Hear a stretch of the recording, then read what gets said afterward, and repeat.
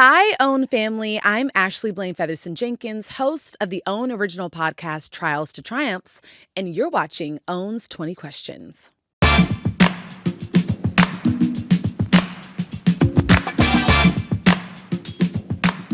Yes, my most common nickname right now is Bash. So my husband calls me Bash. I also have close friends that call me Bash. And I don't know, he just started calling me Bash one day. I think it's like because my middle name's Blaine, maybe they're adding the B in front of the Ash. I don't know, but I will say Ash is not a common nickname of mine. No one really calls me Ash. I think it's interesting. And then also ABFJ, which I gave myself because growing, like in college, I had a friend that gave me the nickname ABF because she was like, your name is ridiculous. It's too long. I'm not calling you Ashley Blaine Featherson all the time. So I was like, okay, cool. And then people kind of started running with it when I was at Howard. And then when I got married and added the J, I was like, well, people really aren't about to be saying Ashley Blaine Featherson-Jenkins. So now I'm ABFJ and I really like it.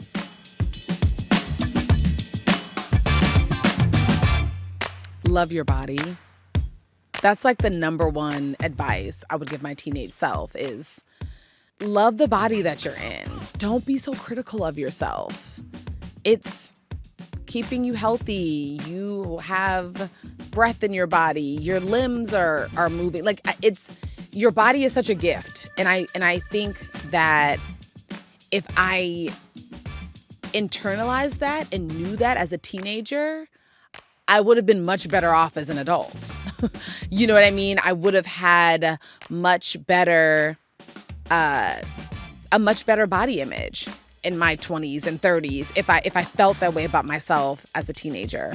And so I always try to encourage teenagers to not be so critical of yourselves because there is so much beauty in that we're all wonderfully made and we're all different. And what I can say for sure is that you have the body you're supposed to have. Everybody. No, if you have bigger thighs or smaller thighs or wider hips or whatever it is, it's for a reason. And trust the reason and embrace it and be really proud of it. I spend a lot of time in the quiet. It wasn't something that I was very aware of. But in the past year, I'm like, oh, oftentimes when I'm in the car, nothing's on. When I'm at home working, I like quiet.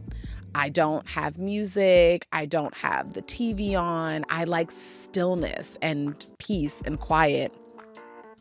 And I think it's kind of a revelation for myself because I'm someone who's so social and I love music and podcasts and all of the things. But I find that when I have time just to myself, I like it to be legitimate quiet time. And there's a lot of peace in that for me. And I like that about myself. Yeah. Daryl, my husband. I'm just thinking he's so funny. He's really, and he's the type of funny that he's not trying to be funny. He's just the way he responds to things. It's funny. The way he thinks about things. Sometimes it's funny. But yeah, I would say Daryl. Also, I think close second is my dog. Diva is insane. The things that she does, I'm just like, you do realize that we see you doing this, right? Like she's just a ham. She's very funny. Oh my gosh, I can give you one of both. It's the easiest answer I'll ever have to give. Movie, The Five Heartbeats is my favorite movie of all time. I know all the dance moves. I know all the lyrics to the songs. I know all the lines. I know which scene is about to come after I know everything. Shout out to Robert Townsend. Love him so much. And then to me, one of the best TV shows of all time is Parenthood that was on NBC. It's to me a perfect show. And as I go through my career, it's always the show that I reference in a type of show that I would want to be a part of and be on.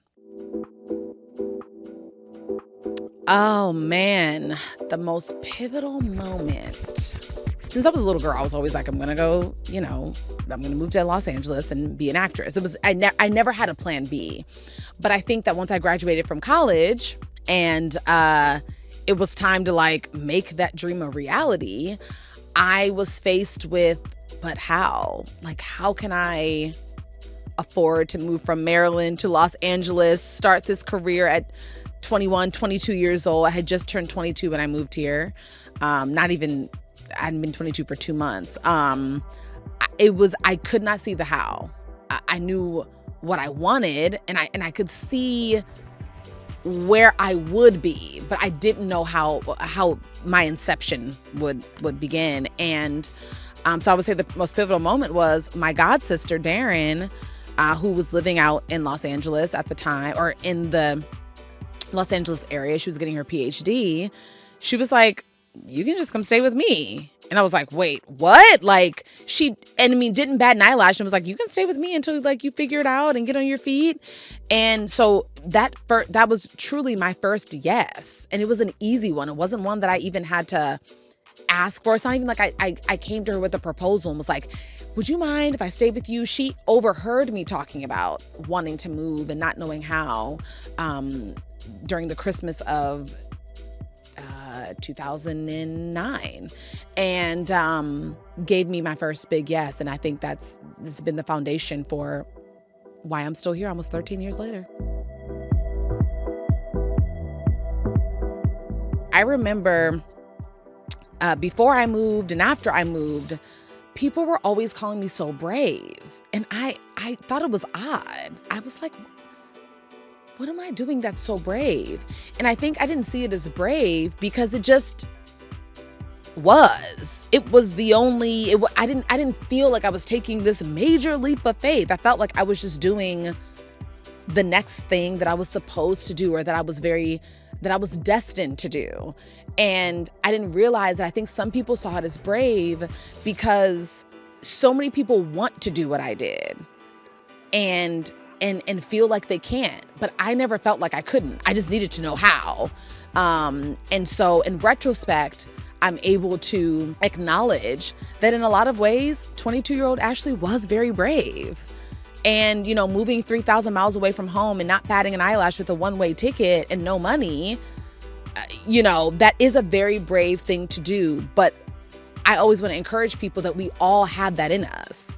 We all have the ability to go after what we want uninhibited and believe that it will happen, because it will. And it did. Oh my goodness. A dream come true. Miss Winfrey has served as such an inspiration for me my entire life. So to be considered a sister podcast to Super Soul Sunday, it truly is one of those moments where you truly understand how God's dreams are bigger than your own.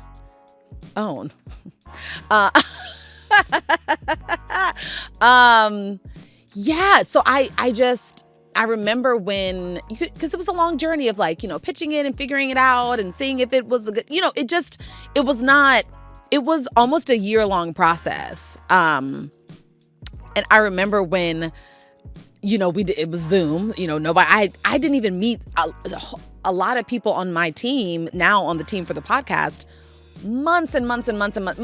Some almost a year into working with people and emailing. So I didn't even see anybody in person, but I remember the Zoom where it was like, it's a go. And I just sobbed. I just started crying because it was so validating to know that my podcast, that was such a dream come true already, was going to be at a place that I knew would understand and champion it.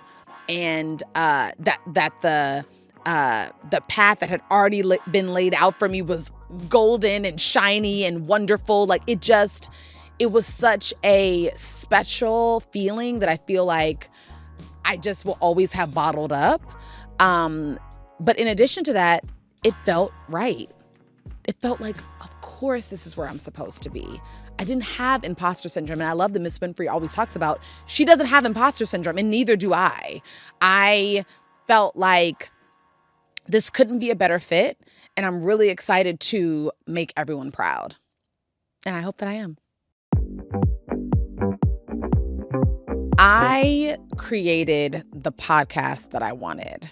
But the step before that is I have an amazing manager. My manager, Mike Smith, he is in a lot of ways someone who he gets visions, and he had this feeling and a vision that I had a podcast. I didn't even see that I had a podcast.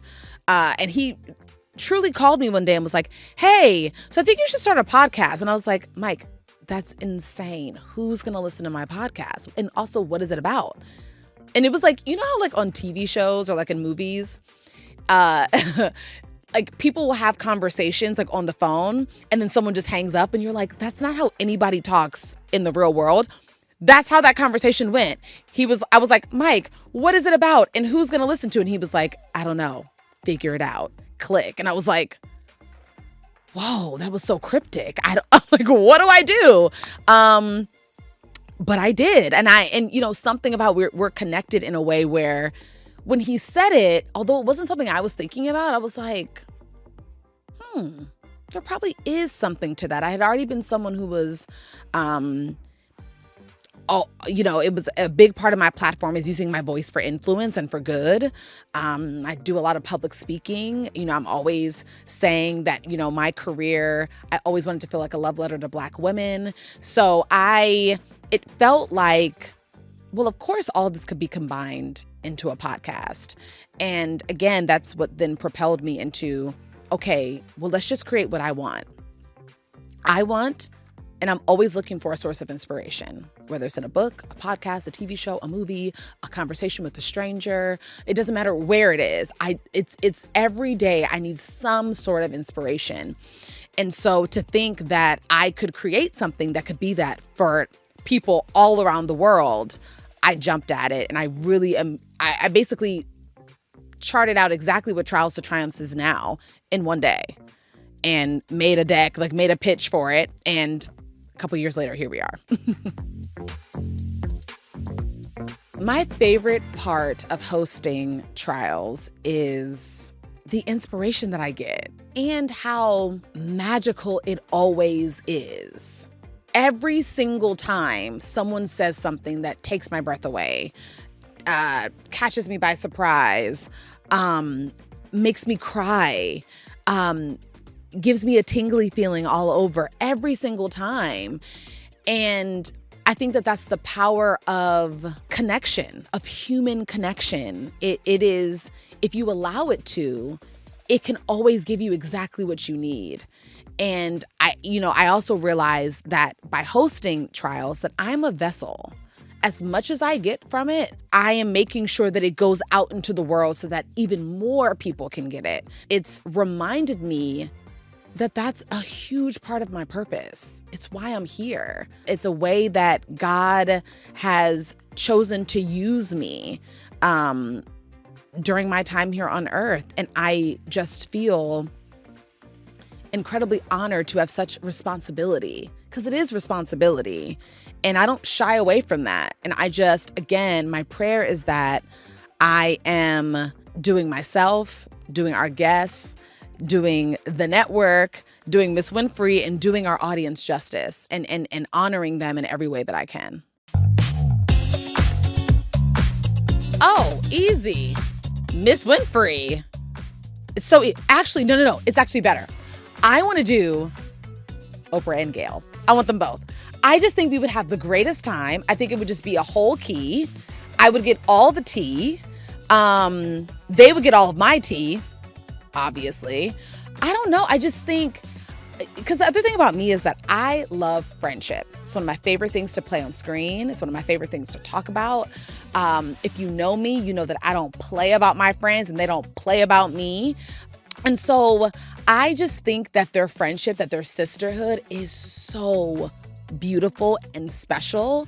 And I just think even just being in the presence of it would be so fulfilling for me and magnetic and special and rare. And I just feel that I would be forever changed from that interaction. And so I would love to just sit down with them and just chat. I want our listeners to walk away feeling inspired, of course, feeling seen, feeling as special as I know that they are, and just also feeling motivated. I think that's I want people to end an episode of Trials to Triumphs and go after something that maybe they were a little timid to go after before listening, or affirm themselves in a way that they didn't know how to do before listening to an episode. Look at themselves in the mirror and say something positive about themselves that maybe they had never said before. Like, I want people to leave our podcast being better than they were the hour before. Like, that's basically what I want, because I know that I am after each episode. I think the best advice, if you want to break into the podcast world, is what I did, which is create the podcast that you want. Don't create the podcast that you think the world needs or the market is looking for, and this is really like, advice for life. Trust yourself, listen to your instincts, go where you are led intuitively, not just by anybody. Create what you know there's a void of. And I think sometimes what we can do is say, right? Like, for example, there's not a lack of inspirational podcasts, right? We have a plethora of them, but they didn't have me. That's what I want people to know, is that I'm adding value into a space, not because I'm even really doing anything any different, but the difference is that it's me, it's my voice, it's my energy, it's my power, it's my thoughts, it's my ideas. And I had to believe and have the confidence that that was enough. And I think it has been.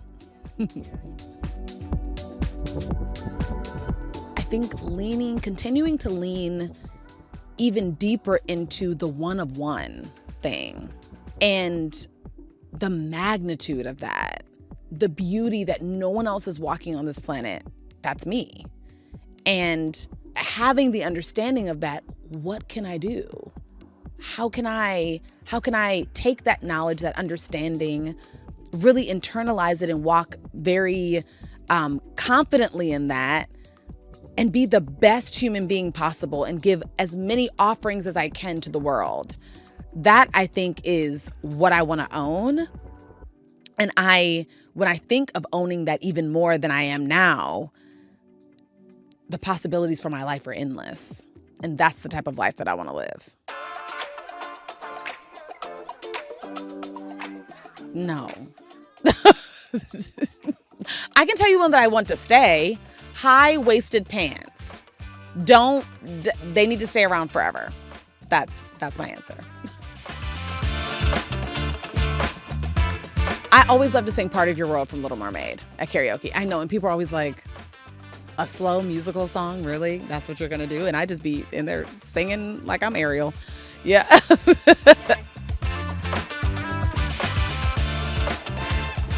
Getting anywhere I need to get to as fast as a speeding bullet. That's what it would be. The first thing that came to mind was Diva, my dog, because she's so loved and she's so wonderful, and she has such a good spirit. I just would love to see like what it's like to be her. I just think she has a wonderful life. I hope she feels that way, but I think she has a great life. All she does is get good food and cuddles and toys and treats and gets to nap all day. It's great. But then the other answer was an educator.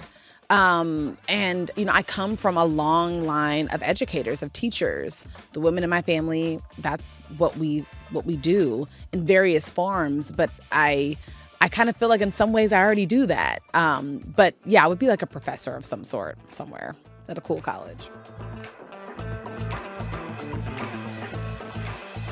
Waiting to Exhale soundtrack. That's what I want. Waiting to Exhale. Is there anything left to the imagination? Let me see. Oh, this is random, but people might not know this about me. I'm very like, and I don't think people would expect this about me. I'm very open when it comes to like services for myself. So for example, like when I go to get my nails done, I'm like, I don't care what color. Or when I get my hair done, I'm like, I don't know, middle, side part, doesn't care. I don't care, whichever. Like I'm very fluid when it comes to like things I think most people are very like stringent on. I'm not like that at all. Like 9 times out of 10, my nail tech picks out my nail color. And I'm just like, I didn't want orange, but I can live with that for the next 3 weeks. It's fine. And I'm okay with it. I'm really okay with it. But in every other way, I'm like OCD. It's very odd. I think that's like an interesting thing about me. Thanks for watching Own Family. Subscribe to the Own YouTube channel and be sure to catch Trials to Triumphs wherever you listen to podcasts.